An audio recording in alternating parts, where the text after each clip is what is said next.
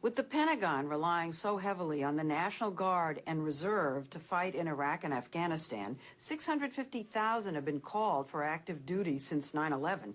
The least you'd expect is that after they serve, they get their old civilian jobs back. There's a law called USERRA that says their employers have to take them back at the same pay.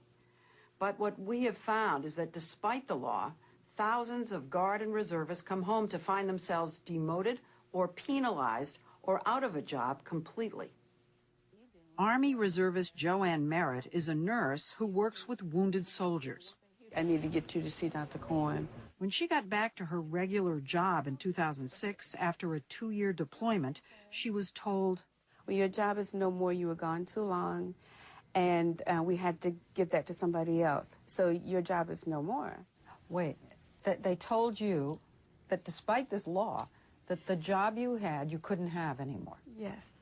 Yes. It really hurt. It hurt because I just wasn't expecting this. Considering who her employer is, why would she expect it?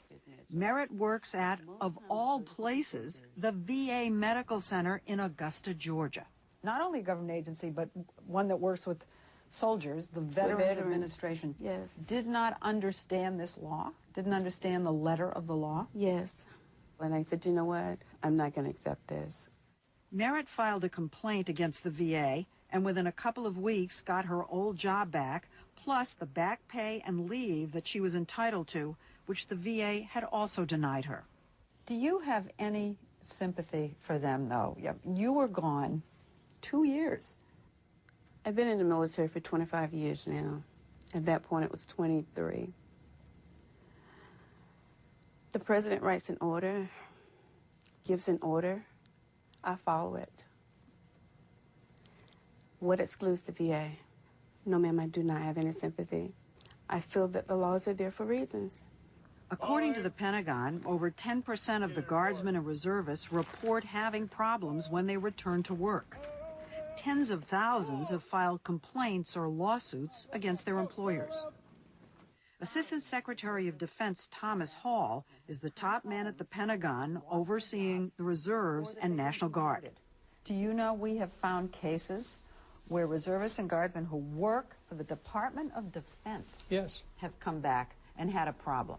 Their job isn't there, or they've been demoted. In the Pentagon, you're aware of this? I am, and we So how do you explain that? Well, we want the government to be the model employer. Yeah, but if the government isn't the model employer...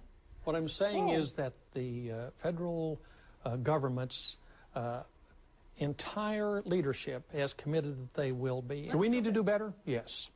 The federal government is one of the largest employers of guardsmen and reservists, but they also work at over 100,000 private companies.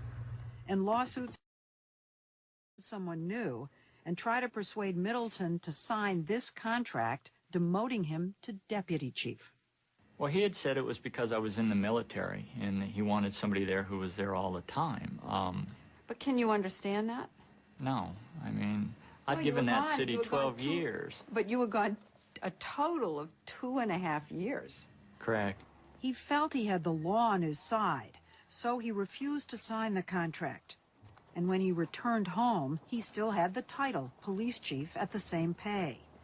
But he was forced to report to the new director of public safety, who had moved into the chief's office. And now you are his number 2. Correct, and he's going to give me guidance on how to run the police department that I had run for 12 years. Do you think the lack of support for this war has anything to do with it? Sherwood's very supportive of the war as long as it doesn't affect their city and how it runs.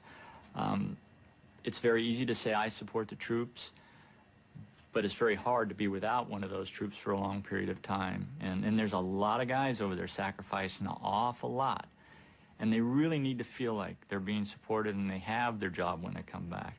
Middleton has filed a lawsuit claiming his rights under the USERRA law to the same job with the same status were violated.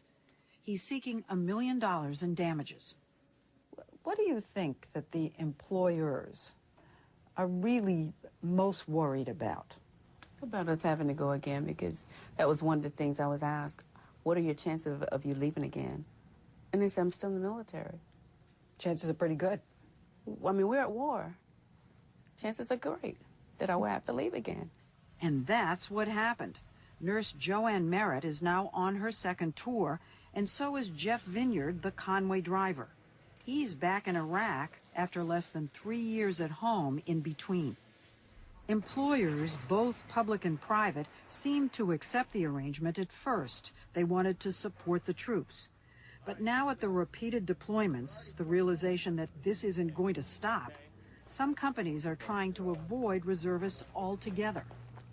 Ted Daywalt, president of VetJobs.com, that helps military people find jobs, says he knows companies that simply refuse to hire them. I had one senior VP of HR tell me that if I had 3 candidates for a senior position in the company, and one of them mentioned they're in the Guard and Reserve, he would only have 2 candidates left. And I said, you know, that's illegal. His response was, I can always find a reason why not to hire somebody. And how much is that happening now? I think it's happening a lot. You can't prove it. You can prove it to a point. There are surveys done that shows that upwards of 70% of the employers won't hire a person who's active in the Guard and Reserve.